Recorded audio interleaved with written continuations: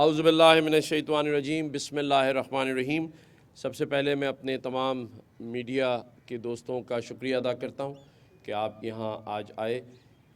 ہمارے governor house کے لیے، میرے لیے بڑے آنر کی بات ہے کہ آج ہمارے جو excellency deputy high commissioner British you کے ہمارے پاس آج یہاں گورنر ہاؤس آئے۔ میں ان کو ویلکم کرتا ہوں۔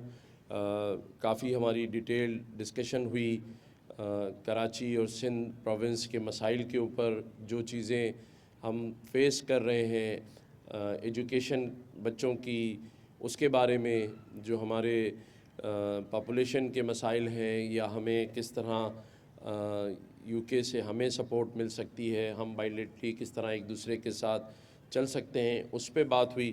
میں نے ایکسلنسی ڈپٹی ہائی کمشنر کو جو گورنر ہاؤس کے انیشیٹوز ہیں ان کے بارے میں بتایا، خاص طور پہ جو آئی ٹی میں 50,000 بچے پڑھ رہے ہیں، اور انہیں یہ سن کے بہت حیرت بھی ہوئی، خوشی بھی ہوئی، اور پھر انہوں نے مجھ سے کہا کہ میں خود وزٹ کرنا چاہتا ہوں۔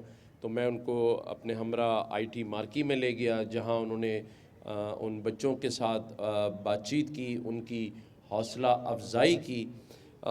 اسی طرح ہمارے پاس سعودیہ کے جو کونسل جنرل ہیں، وہ بھی اس وقت گورنر ہاؤس میں موجود ہیں۔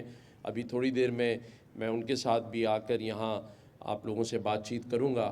ہم نے ڈپٹی ہائی کمیشن سے یہاں گورنر ہاؤس میں پلانٹیشن بھی کرائی۔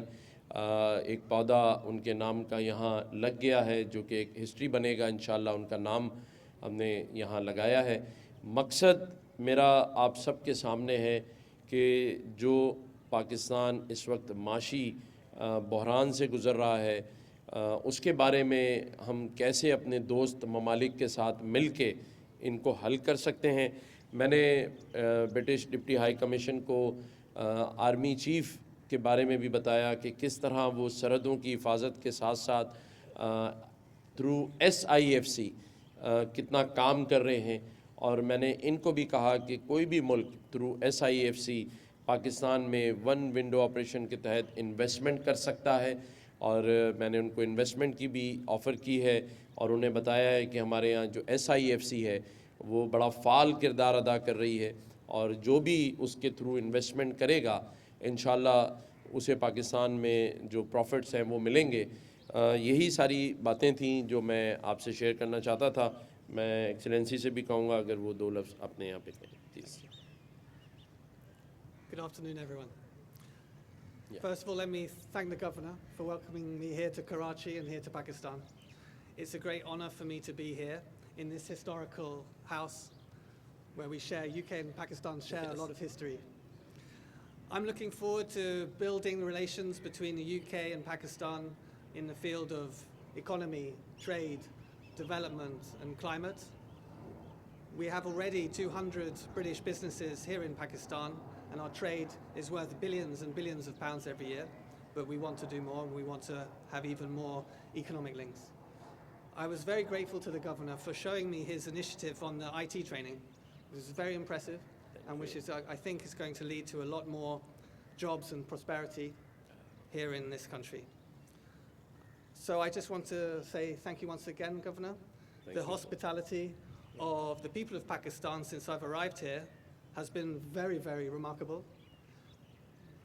I have been to the cricket a couple of times here in Karachi. I saw the Pakistan-New Zealand game. I'm sorry for that. And I also saw in the Karachi National Stadium the England versus South Africa game, which was unfortunately neither of those matches went the way we wanted them to.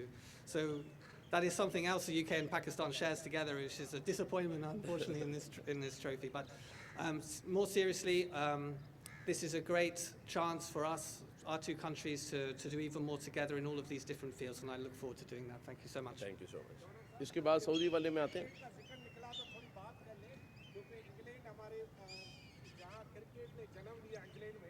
وہاں کے کپتان جب ہارے تو اپنے England میں جا کر انہوں نے کہا کہ میں معافی مانگتا ہوں اپنی قوم سے اور استعفیٰ دیتا ہوں۔